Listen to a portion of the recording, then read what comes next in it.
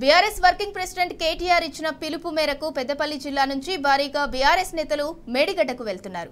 మేడిగడ్డలో తలెత్తిన చిన్న లోపాన్ని కాంగ్రెస్ పార్టీ భూతద్దం చూపిస్తోందని మండిపడ్డారు బీఆర్ఎస్ నేత పుట్టా మధు. ప్రజలకు ఇచ్చిన హామీలను నెరవేర్చలేక మేడిగడ్డ పేరుతో డైవర్షన్ పాలిటిక్స్ చేస్తోందన్నారు. తక్షణమే మేడిగడ్డను రిపేర్ చేసి రైతాంగానికి సాగునీరు అందించాలంటున్న పుట్టా మధుతో మా ప్రతినిధి Ramesh face to face.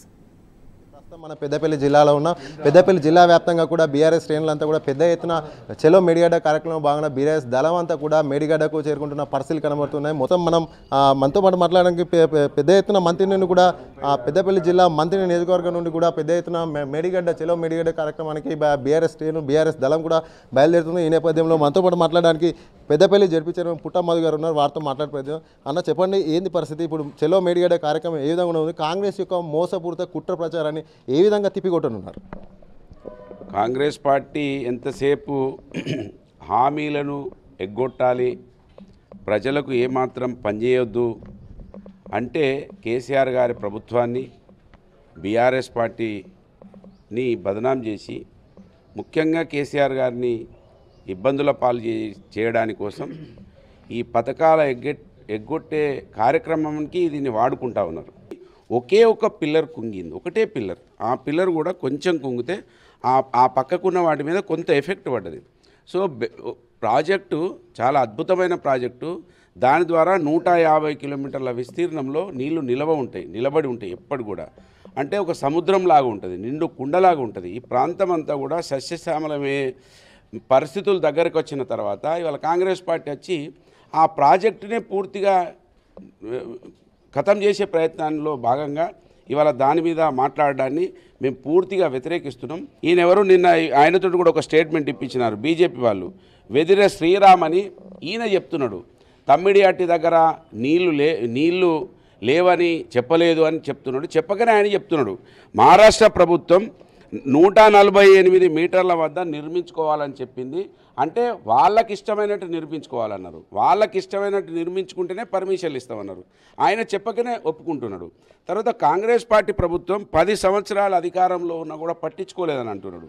So అక్కడ ఫారెస్ట్ క్లియరెన్సులు వాళ్ళ నిబంధనల ప్రకారంగా అయితేనే ప్రాజెక్టు కట్టుకోమన్నారు కనుకనే కేసీఆర్ గారు అది ఆలస్యం అవుతుంది కనుక మేడిగడ్డ, అన్నారం, సుందిల్లా మనకి ఎలాంటి ఫారెస్ట్ అనుమతులు అవసరం లేదు కనుక తొందరలోనే పూర్తి చేసుకొని నీళ్లు, నిధులు, నియామకాలు ఏదైతే కావాలని కోరుకున్నామో మన రాష్ట్రంలో నిధులు వచ్చేసి నియామకాలు చేసుకోబోతున్నాం. నీళ్లు తొందరగా ఇస్తే ముందుగా రైతు బతుకుతే దేశం బతుకుతుంది. రైతు ద్వారానే అనేక మంది అల్లుకొని ఉంటారు. రైతుతోటి అల్లుకొని అనేక కులాలు బతుకుతాయి కనుక రైతులను ముందుగా బతికించాలని, కరెంటును బాగా చేసుకొని నీళ్లు బాగా చేసుకునే ఉద్దేశంలో కాళేశ్వరం ప్రాజెక్టు కంటే తొందరగానే త్వరితగతిన కాళేశ్వరం కాపర్ డ్యామ్ కట్టి ముందుగా ఆ కాపర్ డ్యామ్ ద్వారా నీళ్ళని ఎత్తిపోయాలని ప్రజల పక్షాన, ఇక్కడ రైతుల పక్షాన డిమాండ్ చేస్తా ఉన్నాం. అంటే ఎట్లా చూడవచ్చు? ఇప్పుడు కాంగ్రెస్ ప్రభుత్వం అధికారం చేపట్టి 3 నెలలు గడుస్తుంది. జరిగినటువంటి ఒక చిన్న పిల్లర్ కుంగినటువంటి దాన్ని మరమ్మతులు చేసుకోవడం జనరల్ సాధనం ఎక్కడైనా కూడా చూస్తాం. నేపథ్యంలోనే ఎట్లా చూడవచ్చు? కాంగ్రెస్ పార్టీ రిపేర్ చేయడం మానేసి ఇలాంటి కుట్రపూరిత రాజకీయాలు చేయడం ఎట్లా చూడవచ్చు? ఇప్పుడు కాంగ్రెస్ పార్టీ గురించి ప్రజలకు అర్థమైపోయింది.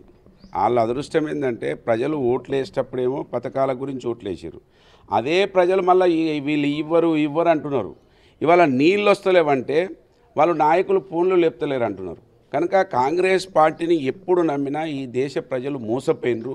ఇవాళ ఈ కంప్యూటర్ యుగంలో కూడా మోసపోవడం అనేది ఇవాళ ప్రజలు ఆలోచించుకోవాలి. ఇవాళ రైతులు ఆలోచించాలి, ప్రజలు ఆలోచించాలి. కాంగ్రెస్ పార్టీ ఏ విధంగా ఈ సమాజాన్ని వాడుకొని వాళ్ళ కుర్చీల కోసం, వాళ్ళ డబ్బు సంపాదించుకోవడానికి కోసం, రైతుల కోసం పెట్టినటువంటి బ్యాంకులలో ఉన్న డబ్బులు పొంగులే శ్రీనివాసరెడ్డి 3,000 కోట్లు, కోమటిరెడ్డి వెంకటరెడ్డి 2,000 కోట్లు, నిన్న బీజేపీ ఎంపీ చెప్తున్నాడు 1,000 కోట్ల రూపాయలు కాంట్రాక్టర్లు 100 కోట్లు పెట్టి గెలిచిండ్రు కనుక ఇవాళ బిల్లుల రూపంలో వాళ్ళకు పోతున్నాయి రైతుల పైసలు.